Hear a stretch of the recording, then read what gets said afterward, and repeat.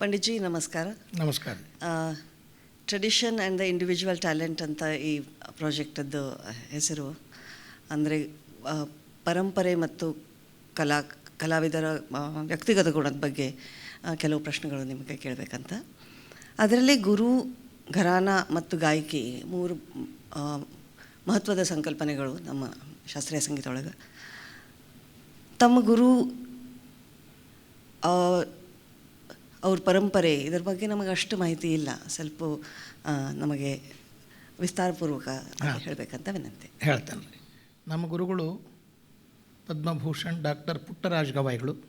ಅವರ ಗುರುಗಳು ಗಾನಯೋಗಿ ಪಂಚಾಕ್ಷರಿ ಗವಾಯಿಗಳು.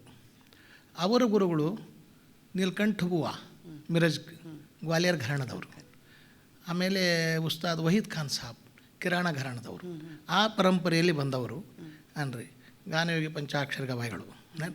ಅವರ ಗುರುಗಳು ಅವರ ಶಿಷ್ಯರು ಪುಟ್ಟರಾಜ ಗವಾಯಿಗಳು ನಮ್ಮ ಗುರುಗಳು. ಇಬ್ಬರಿಗೂ ಕಣ್ಣಿಲ್ಲ, ಅಂಧರು, ಹುಟ್ಟು ಅಂಧರವರು.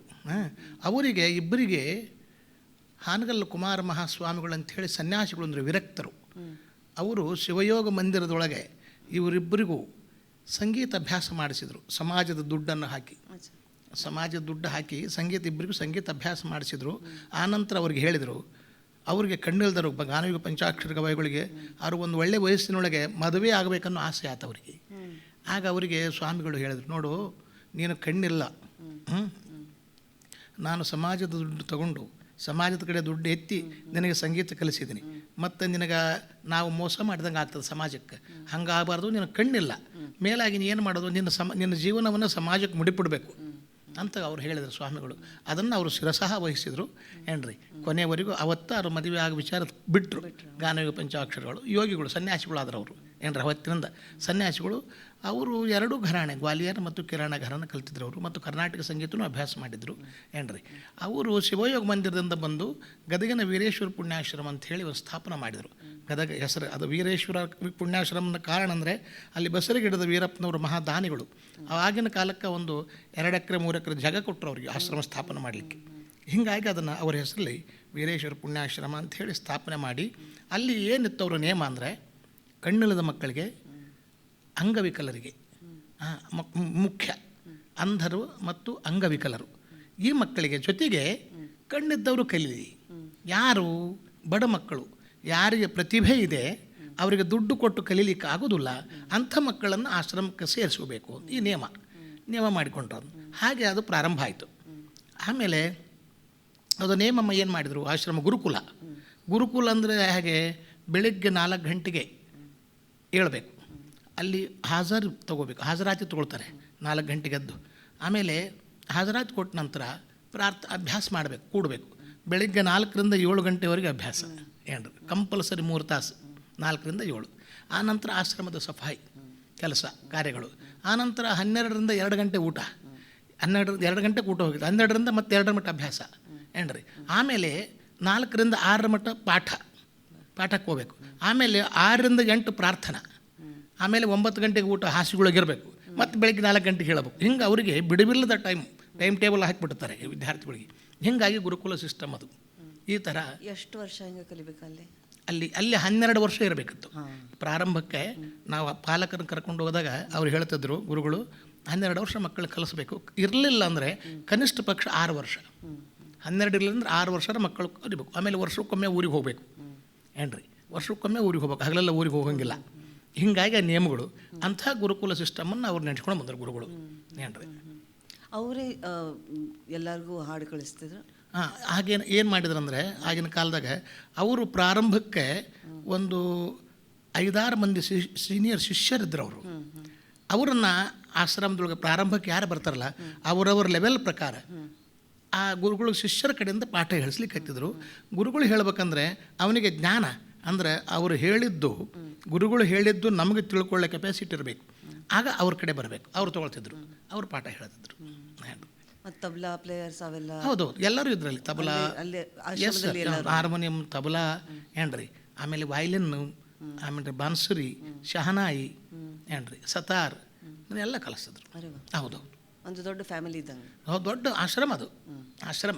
ಆಶ್ರಮ ಭಾಳಷ್ಟು ದೊಡ್ಡ ಆಶ್ರಮ. ಕಲಿಸೋರು ವಿದ್ಯಾರ್ಥಿಗಳು, ನಮ್ಮ ಕಾಲಕ್ಕೆ ವಿದ್ಯಾರ್ಥಿ ಸಂಖ್ಯೆ ಕಡಿಮೆ ಇತ್ತು. ಆವಾಗ ಎಜುಕೇಷನ್ ಇರಲಿಲ್ಲ, ಬರೀ ಸಂಗೀತ, ಆಮೇಲೆ ವೈದಿಕ ಕೀರ್ತನ ಅದು ಇತ್ತು ಅಲ್ಲಿ. ಆವಾಗ ಕೀರ್ತನ ಗುರುಗಳು, ನಮ್ಮ ಗುರುಗಳು ಕೀರ್ತನ ಕಲಿಸಿದ್ರು ವಿದ್ಯಾರ್ಥಿಗಳಿಗೆ. ಆ ಪರಂಪರೆ. ಆಮೇಲೆ ನಾಟಕನೂ ಇತ್ತು. ನಮ್ಮ ಗುರುಗಳು ನಾಟಕ ಬರೋದು. ಆಗಿನ ಕಾಲಕ್ಕೆ ಏನಾಯ್ತು, ಆಶ್ರಮ ನಡೆಸುವುದು ಬಹಳ ಕಠಿಣ ಆಯ್ತು ವಿದ್ಯಾರ್ಥಿಗಳಿಗೆ. ದುಡ್ಡು ಸಮಾಜ ಎಷ್ಟಂತ ಕೊಡ್ತದೆ, ಎಷ್ಟಂತ ಕೇಳಬೇಕು, ಅದನ್ನು ನೋಡಿ ನಮ್ಮ ಗುರುಗಳು ನಾಟಕ ಬರೆದ್ರು, ನಾಟಕ ಕಂಪ್ನಿ ಮಾಡಿದರು. ಆಮೇಲೆ ಗುರುಗಳು ಏನು ಹೇಳಿದರು, ನಾಟಕ ಕಂಪ್ನಿ ಮಾಡಿದ ಅಡ್ಡಿ ಇಲ್ಲ, ಚಲೋ ಆಯ್ತು, ಆದರೆ ಆ ನಾಟಕ ಕಂಪ್ನಿ ಒಳಗೆ ಸ್ತ್ರೀ ಪಾತ್ರವನ್ನು ಪುರುಷರೇ ಮಾಡಬೇಕು ಅಂತ. ಅದನ್ನು ಇವತ್ತಿನವರೆಗೂ ನಿಯಮ ಪಾಲಿಸಿಕೊಂಡು ಬರ್ತಾ ಇದ್ದಾರೆ. ಮತ್ತು ಅವರು ಹಾಡು ಗಾಯಕಿ ಹೆಂಗಿತ್ತು ಅಂತಾರೆ ನಮ್ಮ ಗುರುಗಳು? ನಿಮಗೇನು ಅನ್ನಿಸ್ತದೆ ಅವ್ರ ಗುರುಗಳು? ಅವರು ಹೆಂಗಂದರೆ, ಹೊರಗೆ ಹೋಗಿ ಹಾಡಿದರೆ ಅವ್ರು ದೊಡ್ಡ ಹೆಸರು ಆಗ್ತಿತ್ತು. ಅವರು ಹೊರಗಡೆ ಹೋಗಲಿಲ್ಲ, ಯಾಕಂದ್ರೆ ಅವರು ಆಚಾರವಂತರು. ಏನ್ರಿ ಆಚಾರವಂತರು? ಏನು, ಬಾವಿ ನೀರೇ ಬೇಕು ಅವರಿಗೆ, ಪತ್ರಿಗಿಡನೇ ಬೇಕು, ಆಮೇಲೆ 4-5 ಹುಡುಗರು ಸೇವಕ ಬೇಕು. ಅವೆಲ್ಲ ಬಹಳ ಕಠಿಣ ಕೆಲಸ ಅವ್ರದ್ದು. ಆಮೇಲೆ ಅವ್ರು ಏನು ಮಾಡಿದರು, ಅವ್ರೇನು ಗುರುಗಳು ಹೇಳಿದ್ರಲ್ಲ, ಮಕ್ಕಳಿಗೆ ಕಲಿಸ್ಬೇಕು ಅನ್ನೋದು ಒಂದೇ ಉದ್ದೇಶ. ಒಳ್ಳೆ ಗುರುಗಳು ಅವರು, ಒಳ್ಳೆ ಗುರುಗಳು. ಶಿಷ್ಯರನ್ನು ತಯಾರು ಮಾಡಿದರು.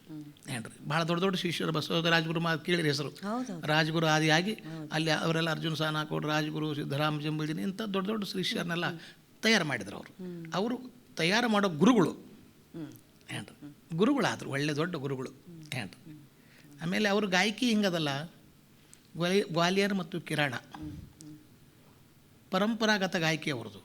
ಏನ್ರಿ ಸಿಸ್ಟಮೆಟಿಕ್ ಗಾಯಕಿ. ಗ್ವಾಲಿಯರ್ ಗಾಯಕಿ ಒಳಗೆ ಯಾವುದೇ ಬಂದಿಷ್ಟು ತೊಗೊಂಡ್ರು ಯಾವ ಲಯದಾಗಿರಬೇಕು, ಕಿರಾಣ ಘರಾಣದೊಳಗೆ ಯಾವ ಬಂದಿಷ್ಟು ತೊಗೊಂಡ್ರೆ ಲಯ ಯಾವುದಿರಬೇಕು, ಅದನ್ನೆಲ್ಲ ಕಲಿಸೋರು ಅವರು. ಪರಂಪರಾ ಗಾಯಕಿ ಮಾಡಿದವರು. ಏನ್ರಿ ಅದು ಹಿಂಗೆ ಅಭ್ಯಾಸ ಮಾಡಿಸೋರು ಭಾಳ. ಹೌದು ಸಿಸ್ಟಮೆಟಿಕಲಿ. ಈ ಗಾಯಕಿಯನ್ನು ಕಲಿಬೇಕಾದ್ರೆ ನಾನು ಸಣ್ಣಾಗಿದ್ದಾಗಿಂದ ನಿಮ್ದು ಹಾಡು ಕೇಳ್ಕೊತ ಧಾರವಾಡನಲ್ಲಿ ಕೇಳೀನಿ ಭಾಳ ಸಲ. ಈಗ ನೆನಪಾಗ್ತದೆ, ಫೋರ್ಸ್ ಕೂಟತಾನ ನಿಮ್ಮ ಹಾಡಿನಲ್ಲಿ ಎಷ್ಟು ಚಂದ ಇರ್ತಿದ್ದು. ಈಗ ಸ್ವಲ್ಪ ಕಡಿಮೆ ಆದಂಗೆ ಆಗ್ಯದ ಹಾಡೆಲ್ಲ ಫೋರ್ಸ್. ಸೊ ಗಾಯಕಿ ಒಳಗೆ ನೀವು ಚೇಂಜ್ ಏನು ಮಾಡಿದ್ರಿ, ಯಾಕೆ ಮಾಡ್ಬೇಕು ಅನ್ನಿಸ್ತು ನಿಮಗೆ? ಮತ್ತು ಅದಕ್ಕೆ ಬೇರೆ ಕಾರಣ ಯಾವ್ದು ಏನೇನು ಆಗಿರಬಹುದು, ಅದ್ರ ಬಗ್ಗೆ ಸ್ವಲ್ಪ ಹೇಳ್ತಾರೆ. ಇದಕ್ಕೆ ಕಾರಣ ಅಂದರೆ ನಾ ಹೇಳ್ತೀನಿ ನಿಮ್ಗೆ, ವಯಸ್ಸಿನೊಳಗೆ ನನ್ನ ಗಾಯಕಿ ಫೋರ್ಸೇಬಲ್ ಇರ್ತಿತ್ತು. ವಯಸ್ಸದು. ಆ ವಯಸ್ಸಿನೊಳಗೆ ಅದು ಎಲ್ಲರಿಗೂ ಅನುಭವ ಬರ್ತದೆ. ಸ್ವರ ಹಚ್ಚೋ ಕ್ರಮ ಹೆಂಗೆ ಕಲಾವಿದನಿಗೆ ಅವನಿಗೆ ಅಭ್ಯಾಸ ಆಗ್ತಾ ತಿಳಿತಾ ಹೋಗ್ತದೆ. ಯಾವುದು ಒಳ್ಳೆಯದು, ಯಾವುದು ಫೋರ್ಸ್ ಆಗ್ತದೆ, ಯಾವುದು ಸ್ಮೂತ್ ಅದ, ಹೆಂಗೆ ಸ್ವರ ಹಚ್ಬೇಕಂತೇಳಿ ಹಂಗೆ ಅವ ತನ್ನ ಜೀವನದೊಳಗೆ ತಾನೇ ಪರಿವರ್ತನೆ ಆಗಬೇಕು. ಫೋರ್ಸೇಬಲ್ ಗಾಯಕಿ ಎಲ್ಲದ್ರಲ್ಲೂ ಫೋರ್ಸೇಬಲ್ ಆದರೆ ಉಪಯೋಗ ಇಲ್ಲ. ಸ್ವತಃ ತಿಳಿಬೇಕು ಅವನಿಗೆ. ಏನ್ರಿ ಅದಕ್ಕೆ ಉದಾಹರಣೆ ಅಂದರೆ, ಈಗ ಅಬ್ದುಲ್ ಕರೀಂ ಖಾನ್ರ ಸ್ವರ ಹಚ್ಚೋ ಪದ್ಧತಿ. ಏನ್ರಿ ಆಮೇಲೆ ನಮ್ಮ ಜೈಪುರ ಘರಾಣೆದವರು ಇದ್ದಾರಲ್ಲ, ಪರಂಪರಾಗತ ಹೆಣ್ಮಕ್ಳು, ಅವ್ರು ನೆನಪಾಗೋದು ನನಗೆ. ಕೇಸರ್ಬಾಯಿ ಅವರು ಕೇಸ್ಕರ್ ಅವರು ಬಾಜಿ ಸರಳ ತಾನ ಒಂದು ಸರಳ ತಾನ ಒಂದು ಆವರ್ತ ಹೋಗಿ ಬಂದುಬಿಟ್ರೆ ಸಾಕು, ಹಾ ಅನ್ಬೇಕು. ಅದು ಎಷ್ಟು ಸ್ಮೂತ್ ಇರ್ತದೆ. ಅಲ್ಲಿ ಹಾರ್ಡ್ ಇರೋದಿಲ್ಲ, ಫೋರ್ಸೇಬಲ್ ಇರಲ್ಲ, ಅಲ್ಲಿ ಎಷ್ಟು ಇರ್ಬೇಕಷ್ಟೇ. ಅದನ್ನೆಲ್ಲ ಏನಾಗ್ತದೆ, ಆವಾಗ ಸ್ವಲ್ಪ ವಯಸ್ಸು ಕಳೆದಂಗಲ್ಲ ಅವನಿಗೆ ಮತ್ತೆ ಬರೀ ತಾನೇ ಗಾಯಕಿ ಆಗಬಾರ್ದು. ಅದು ನಾವು ನೋಡ್ತೀವಿ. ಈಗ ನಿಮ್ದು ಆಲಾಪ ಇಷ್ಟು ಮೃದು, ಇಷ್ಟು ಸುಂದರ ಆಗ್ತದೆ. ಅದು ನನಗೆ ಮತ್ತು ಒಂದು ವಯಸ್ಸಿನಾಗೆ ಅದು ಹಾಗೆ ಎಲ್ಲರೂ ಅಷ್ಟೇ. ವಯಸ್ಸಿನೊಳಗೆ ಒಂದು ಫೋರ್ಸೇಬಲ್ ಹಾಡೋದು, ಫೋರ್ಸೇಬಲ್ ತಾಳೋದು, ಸ್ವರ ಹಚ್ಚೋದು ಅದು ಸ್ವಾಭಾವಿಕ. ಅದು ಆದರೆ ಹಂತವಾಗಿ ಗಾಯಕಿಯೊಳಗೆ ಅದು ಶೈನಿಂಗ್ ಬರಬೇಕು, ಸುಧಾರಣೆ ಆಗಬೇಕು. ಏನ್ರಿ ಹಂಗೆ ಮಾಡ್ಕೊತ ಹೋಗಿ ಪ್ರಯತ್ನ ಮಾಡಬೇಕು ಕಲಾವಿದರು. ಏನ್ರಿ ಅಂದರೆ ರಾಗದ ಭಾವದ ಕಡೆ ಈಗ ಜಾಸ್ತಿ ಲಕ್ಷ್ಯ ಕೊಡ್ತೀರಿ, ಹಿಂಗೆ ಅನ್ಬೋದೇನು ನಾವು? ಹೌದು ರಾಗ ಭಾಳ ಮುಖ್ಯ. ಏನ್ರಿ ರಾಗ ಕೆಡಬಾರ್ದು. ಆಮೇಲೆ ಎಲ್ಲವನ್ನೂ ನೋಡ್ಬೇಕು ನಾವು. ರಾಗ ಕೆಡಬಾರ್ದು ಮತ್ತು ಭಾವ ಬೇಕು. ಏನ್ರಿ ಆಮೇಲೆ ಬಂದಿಶು ಬೇಕು. ಆಮೇಲೆ ಲಯ ತಕ್ಕಂತ ನಾವು ಹಾಡಬೇಕು. ನಮ್ಮ ಘರಾಣೆ ಏನದ ಅದು ಗೊತ್ತಾಗಬೇಕು ಮಂದಿಗೆ. ಈಗ ಇವಾಗ ಯಾವ ಘರಾಣೆ ಅದಾವ ಅಂತ ಜನರಿಗೆ ಸಂಗೀತ ಕೇಳಿದವ್ರಿಗೆ ಗೊತ್ತಾಗಬೇಕು. ಇವ ಬಹುತೇಕ ಕಿರಾಣ ಅಥವಾ ಗ್ವಾಲಿಯರ್ ಘರಾಣ ಅದಾವ ಅಂತ ಗೊತ್ತಾಗ್ತದೆ ಅವ್ರಿಗೆ. ಆಗತ್ತೆ ತಿಳಿಬೇಕು. ಆಮೇಲೆ ಏನಾಗ್ತದೆ, ಈ ಘರಾಣೆ ಒಂದು ನೇಮ, ಒಂದು ಪದ್ಧತಿ. ಆ ಘರಾಣೆ ಕಲಿಯೋ ಮುಂದೆ ಗಾಯಕಿ ಘರಾಣೆ ಬೇಕು.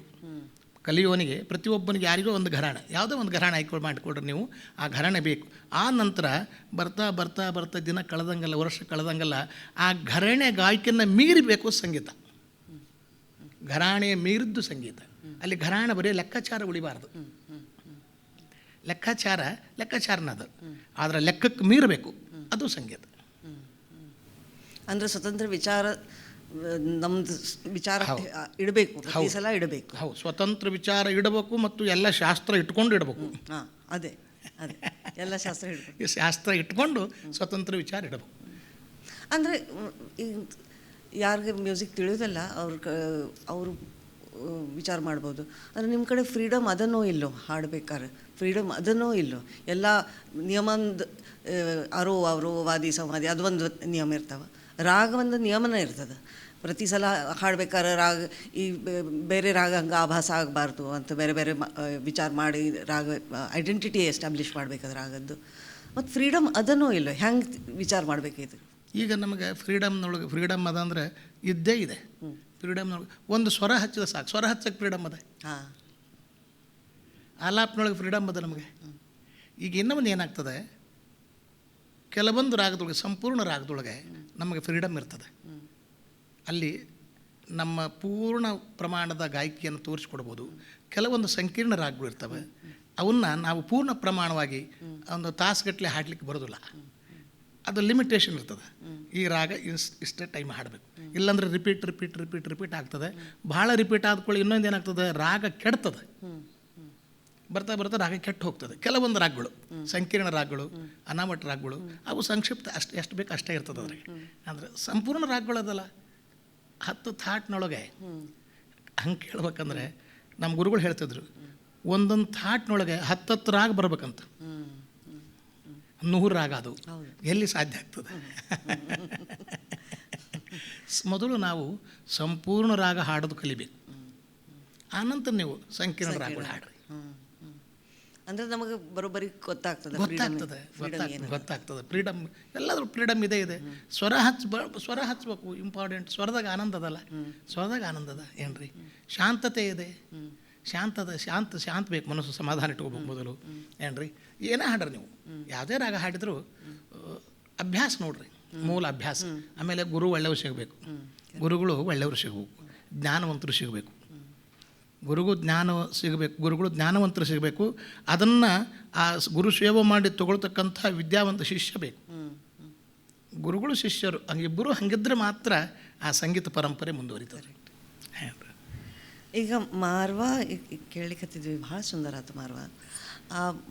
ಒಂದು ವಿಚಾರ ನಾವೆಲ್ಲರೂ ಪ್ರತಿ ದಿವಸ ಮಾಡ್ತೇವೆ ಅಂದ್ರೆ, ಮಾರ್ವಾದ ಪ್ರಕೃತಿ ಹೆಂಗದ, ಆ್ಯಕ್ಚುಲಿ ಸ್ವಭಾವ ಹೆಂಗದ ಅಂತ. ಕೆಲವು ರೆಕಾರ್ಡಿಂಗ್ಸ್ ಅದಾವ, ಇಷ್ಟು ಫೋರ್ಸ್ ಮಾರ್ವಾ ವೀರರಸ ಇದ್ದಂಗೆ. ಕೆಲವು ರೆಕಾರ್ಡಿಂಗ್ಸ್ ಕೆಲವು ಆರ್ಟಿಸ್ಟ್ ಅತ್ಯಂತ ಶಾಂತ ಕರುಣ ಮಾಡಿ ಹಾಡ್ತಾರೆ. ನೀವು ಹೆಂಗೆ ವಿಚಾರ ಮಾಡ್ತೀರಿ ಮಾರ್ವಾದ ಬಗ್ಗೆ?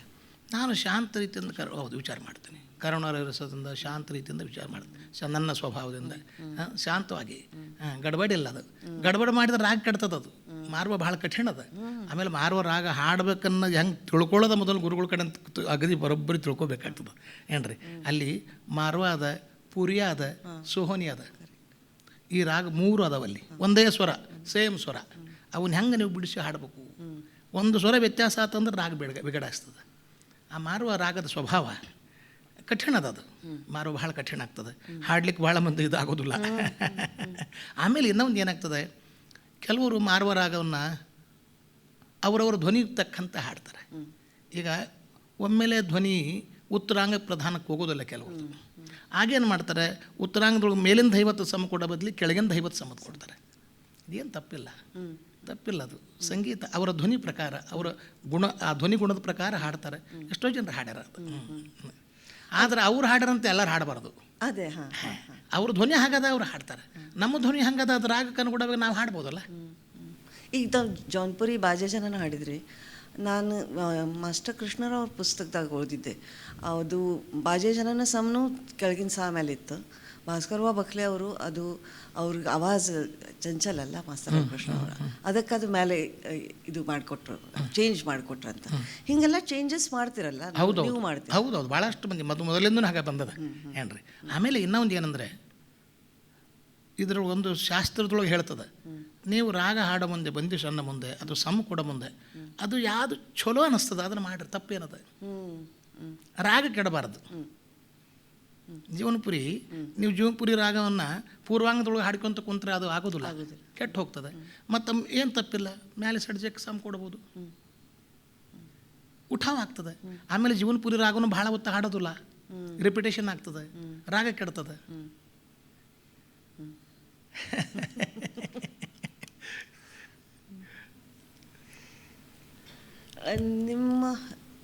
ನಿಮಗೆ ಯಾರ್ಯಾರು ಹಾಡು ಭಾಳ ಕಾಮೆಂಟ್ ಮಾಡ್ಬೇಕಂತ ಅನಿಸ್ತದೆ? ಯಾರು ನಿಮ್ಮ according to you important musicians ಯಾರು? ನಮ್ಮ ಕಡೆ ರೆಕಾರ್ಡಿಂಗ್ಸ್ ಭಾಳ ಅದಾವ, ಮಂದಿಗೆ ತಿಳಿಬೇಕು, ಸಮ್ ಎಕ್ಸ್ಪರ್ಟ್ ಅವರು ಹೇಳಬೇಕು, ಇದು ಕೇಳ್ರಿ ಮುದ್ದ ಮತ್ತು ಹಂಗೆ ನಿಮ್ಮ ವಿಚಾರದಾಗ ಯಾರು ಮಂದಿ? ನಾನು ಮೊದಲಿಂದ ನಮ್ಮ ಗುರುಗಳು ಮಾನಿಸ್ತೀನಿ, ಯಾಕಂದ್ರೆ ಅವರು ಬಹಳ ದೊಡ್ಡ ವಿದ್ಯಾವಂತರು. ರಂಜಕತ್ವ ನೋಡೋದಲ್ಲ ಅವರು, ವಿದ್ಯಾ ನೋಡೋರು. ಬರೀ ವಿದ್ಯಾ, ಅದು ನಿಂದು ಏನು ಘರಾಣಿ ಹೆಂಗೆ ಹಾಡ್ತೀರಿ, ಏನಿಲ್ಲ, ಯಾವ ಪ್ರಕಾರ ಶುದ್ಧವಾಗಿರ್ಬೇಕು, ಶುದ್ಧವಾಗಿ ಅದ ಕಡೆ ಲಕ್ಷ್ಯ ಭಾಳ. ನಾನು ಅವ್ರನ್ನ ಮೊದಲನೇದು ಮಾನಿಸ್ತೀನಿ. ಆಮೇಲೆ ಎರಡನೇದ್ದು ಸಂಗೀತ. ಇವರು ಸಂಗೀತ ಜನರಿಗೆ ಯಾಕಷ್ಟು ಫೇಮಸ್ ಆಯಿತು? ಭೀಮಸೇನ್ಜಿ ಅವರು ಸಂಗೀತ ಜನರಿಗೆ, ಇಡೀ ಸಂಗೀತ ಸಣ್ಣವರಿಂದ ಹಿಡಿದು ದೊಡ್ಡವ್ರವ್ರಿಗೆ ಅದಕ್ಕೆ ಕೇಳ್ತಾರೆ.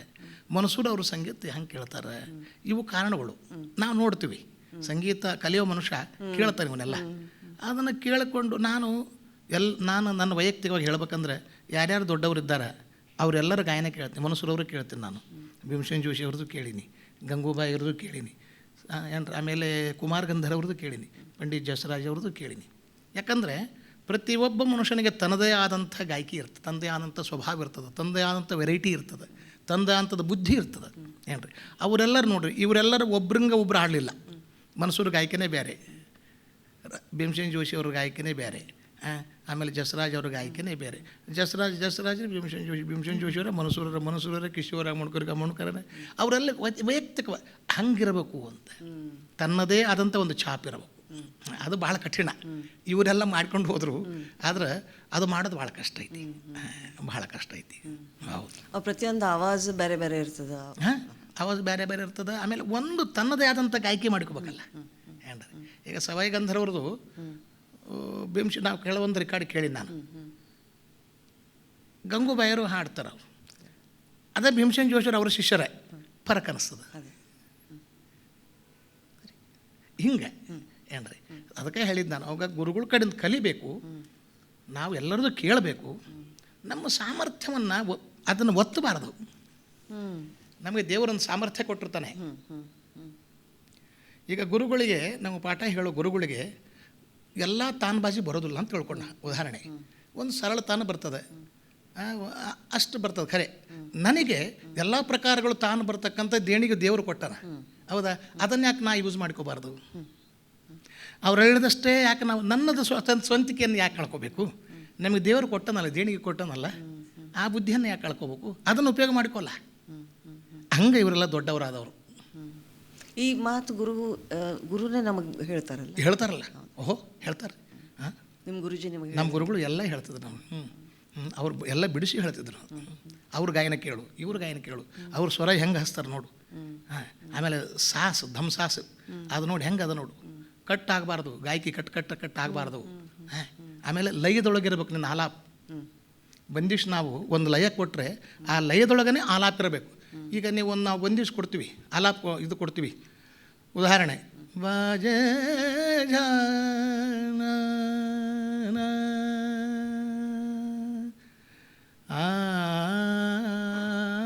ನಾಲ್ಕು ಮಾತ್ರ ಬರ್ತದೆ, ನಾಲ್ಕು ಮಾತ್ರ ಆಲಾಪ್ ಇರಬೇಕಲ್ಲ. ಆಲಾಪ್ ವಿತ್ ಲಯದೊಟ್ಟಿಗೆ. ಈಗ ನಾವು ಸಮ್ಮು ಕೊಡದ ಒಂದು ಕೊನೆಗೆ ಎಲ್ಲೋ ಆಲಾಪ್ ಮಾಡಿ ಮತ್ತೆ ಬರೀ ಸಮ್ಮು ಕೊಟ್ಟರೆ ಅದಕ್ಕೆ ಅರ್ಥ ಇಲ್ಲಲ್ಲ, ಅರ್ಥ ಇಲ್ಲಲ್ಲ. ಲಯ ಜೋಡಿ ಆಕಾರ ಇರಬೇಕು. ವಿಲಂಬಿತ ಇರಲಿ, ಮಧ್ಯಲಯ ಇರಲಿ, ಧೃತಲಯ ಇರಲಿ. ಇದನ್ನು ಗುರುಗಳು ಹೇಳ್ತಿದ್ರು ನಮಗೆ. ಹೌದು, ಲಯ ಬಿಟ್ಟು ಹಾಡಿದ್ರೆ ಅದು ಮತ್ತೇನು? ಮತ್ತು ಲಯ ತಾಲ ಮತ್ತು ಲಯದೊಳಗೆ ಬೇಕಾದಷ್ಟು ಮತ್ತು ಫ್ರೀಡಮ್ ಸಿಗ್ತದಲ್ಲ. ಉದಾಹರಣೆ ನೋಡ್ರಿ, ಈಗ ಎಲ್ಲರೂ ಹಾಗೆ ಭೀಮಸೇನಜೋಶಿಯವ್ರದ್ದು ನೋಡ್ರಿ, ತಾನ್ಬಾಜಿ ನೋಡ್ರಿ, ಅವರು ಲಯ ಬಿಟ್ಟಿಲ್ಲ ಎಂದು. ಆಲಾಪ್ ನೋಡ್ರಿ, ಲಯ ಬಿಟ್ಟಿಲ್ಲ. ನೊಟೇಷನ್ ನೋಡ್ರಿ, ಲಯ ಬಿಟ್ಟಿಲ್ಲ. ಅಮೀರ್ ಖಾನ್ರು ನೋಡ್ರಿ, ಅಷ್ಟು ಏನು ವಿಲಂಬಿತ ಲಯ, ಠಾಯ ಲಯ ಇಟ್ಟಿರ್ತಾರೆ ಅವರು. ಆ ಠಾಯ ಲಯದೊಳಗನೆ ಅವರು ದಂಸಾಸ, ಅದೇ ಲಯದೊಳಗನೆ ಆಲಾಪ ಇರ್ತದೆ. ಇದು ಬಹಳ ನಾವು ಅಬ್ಸರ್ವೇಷನ್ ಮಾಡಬೇಕು. ನಮ್ಮ ಗುರುಗಳು ಅದನ್ನು ಹೇಳ್ತಿದ್ರು, ಲಯಕ್ಕೂ ನಿನ್ನ ಆಲಾಪಿಗೆ ಸಂಬಂಧ ಇರಬೇಕು, ಇಲ್ಲಾಂದ್ರೆ ಏನು ಅರ್ಥ ಆಗ್ತದೆ, ಏನಾಗ್ತದೆ ತಿಳಿಯೋದಿಲ್ಲ, ಗೊತ್ತಾಗೋದಿಲ್ಲ. ಆಮೇಲೆ ನನಗೆ ಖುದ್ದು ತಿಳಿಲಾರ್ದಂಗೆ ಆಗಿಬಿಡ್ತದೆ, ನಾನು ಹಾಡೋದು ನನಗೆ ಗೊತ್ತಿಲ್ಲ.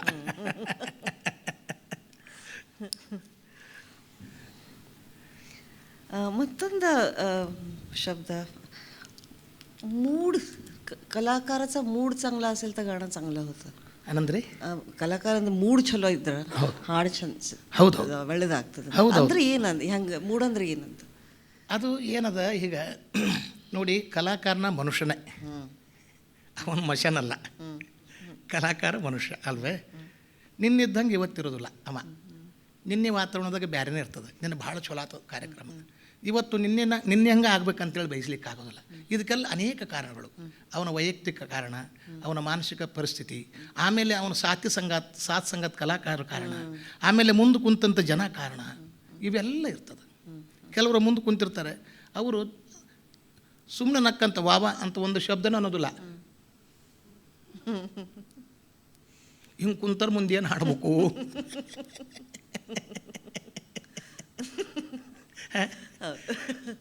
ಇದು ಶಾಸ್ತ್ರೀಯ ಸಂಗೀತ ಭಾಳ ಮಂದಿ ತಿಳಿಯೋದಿಲ್ಲ, ಒಪ್ಕೊಳ್ತಾನೆ. ತಿಳಿಯೋದಿಲ್ಲ ಬೇಡ, ತಿಳಿದಾರ ಒಬ್ಬರಿಬ್ಬರು ಇರ್ತಾರಲ್ಲ. ಹೌದು, ಶ್ರೋತೃವರ್ಗನು ಮೂಡು ತೋರಿಸ್ಬೇಕು ಇದೆಲ್ಲ ಮೂಡು. ಯಾಕಂದ್ರೆ ಹಳೆ ಮಂದಿ ಹಂಗೆ ಮಾಡ್ತಿದ್ರು. ಏನು ಮಾಡ್ತಿದ್ರು, ಹಿಂದೆ ಯಾರನ್ನೊಬ್ರು ಚಲೋ ಸಂಗೀತ ಕೇಳೋ ಬಲ ಇದ್ರೆ ಅವ್ನು ಮುಂದೆ ಬಾ ಅಂತ ತಿಳಿಸ್ತಾರೆ. ಇವನು ಮುಂದೆ ಇಲ್ಲಿ ಕುಂದಿರ್ತಿಲ್ಲ, ಅವ್ರನ್ನ ಹಿಂದೆ ಕಳಿಸಿ ಮುಂದೆ ಅವ್ರು ಕೂಡಿಸಿ ಹಾಡ್ತಿದ್ರು. ಅದೇ ಕಾರಣ, ಇದೇ ಕಾರಣ. ಯಾಕಂದ್ರೆ ಅವನಿಗೆ ಗೊತ್ತಾಕತ್ತೆ, ನಾ ಹಾಡೋದು ಗೊತ್ತಾಕತ್ತೆ. ಒಂಥರ ಡೈಲಾಗ್ ಇದ್ದಂಗೆ, ನಾ ಏನು ಹಾಡಿದೆ ಚಲೋ ಆತ ಅಂದ್ಕೊಳ್ಳಿ ಅವ್ನು ಗೊತ್ತಾಕತ್ತೆ, ವಾ ವಾ ಅಂತಾನೆ. ಮತ್ತು ಮುಂದೆ ಅವನಿಗೆ ಮೂಡು ತಲೆಗೆ ಬಳಿತದೆ ಏನಾರು ಬಂದು ಹೊಸ ವಿಚಾರ. ಅದರ ಸಲುವಾಗಿ ಕಲಾವಿದಂದು ಹೆಂಗದ. ಮತ್ತು ಅವನು ಯಾವಾಗಲೂ ಒಂದೇ ಪ್ರಕಾರ ಎಂದು ಗಾಯನ ಯಾರ್ದು ಆಗೋದಿಲ್ಲ ನನ್ನ ತಿಳಿದ ಮಟ್ಟಿಗೆ. ನಿನ್ನೆ ಬಹಳ ಚಲೋ ಆಯ್ತು, ಇವತ್ತು ಸಾಧಾರಣ ಆಗ್ತದೆ. ಅದು ವಾತಾವರಣಗಳು. ಒಂದು ಲಾಸ್ಟ್ ಕ್ವೆಶ್ಚನ್ ನೋಡ್ರಿ,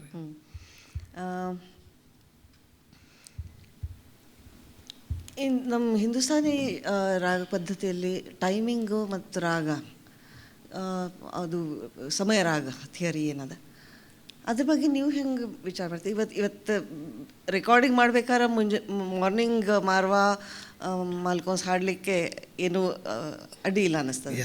ಖರೆ ಮೈಫಿಲ್ದಾಗ ಹಾಡ್ಲಿಕ್ಕೆ ಅಂದ್ರೆ ಹಾಡ್ಬಹುದಾ, ಹಾಡಬೇಕು ಬೇಡ, ನಿಮ್ದೇನು ವಿಚಾರ ಅದ್ರ ಬಗ್ಗೆ? ಈಗೇನಾಗ್ಯದ, ನಮಗೆ ಪರಂಪರೆಯನ್ನು ನಾವು ಮಾಡ್ಕೊತ ಬಂದೀವಿ, ಪರಂಪರೆಯೊಳಗೆ ಅವನ್ನ ಉಳಿಸ್ಕೊಂಡು ಬಂದೀವಿ. ಇದು ಒಮ್ಮೆಲೆ ಚೇಂಜ್ ಮಾಡಲಿಕ್ಕೆ ಆಗೋದಿಲ್ಲ. ಯಾವುದಾಯಿತು ಸಂಸ್ಕೃತಿ ಸಂಸ್ಕಾರಗಳು ಅಂತ ನಮ್ಮ ಹಿರಿಯರು ನಮಗೆ ಹಾಕಿಕೊಟ್ಟಾರಲ್ಲ, ಹಂಗಾಗಿ ಇದು ರಾಗ ಸಮಯ ಏನ್ರಿ. ಆ ರಾಗ ಸಮಯ ಆ ಪ್ರಕಾರ ಹಾಡಿದ್ರೆ, ಈಗ ನಾವು ಪುರ್ಯಾಧನಶ್ರೀಯನ್ನು ಬೆಳಿಗ್ಗೆ 4 ಗಂಟೆಗೆ ಹಾಡಂದ್ರೆ ಆಗೋದಿಲ್ಲ, ಭೈರವನ ಸಂಜೆ ಮುಂದೆ 6 ಗಂಟೆಗೆ ಹಾಡಂದ್ರೆ ಆಗೋದಿಲ್ಲ. ಯಾಕಂದರೆ ಅದನ್ನು ನಮ್ಮ ತಲೆಯೊಳಗೆ ಉಳಿದ್ಬಿಟ್ಟದೆ.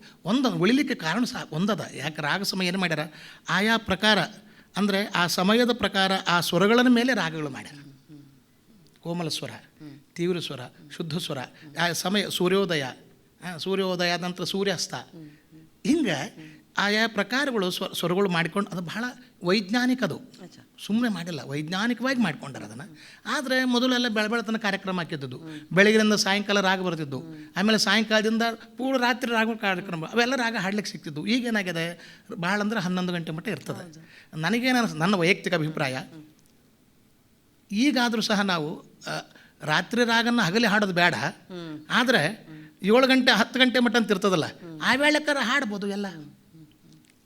ಅಂದರೆ ಸೋನಿ ಹಾಡ್ಬೋದು, ಬಸಂತ, ಸೋನಿ, ದರ್ಬಾರಿ, ಮಾಲ್ಕಂಸು, ಇವೆಲ್ಲ ಹಾಡ್ಬೋದು, ಏನು ತಪ್ಪಿಲ್ಲ, ಹಾಡ್ತಾರೆ. ಕೆಲವರಷ್ಟು ಜನ ಹಾಡ್ತಾರೆ.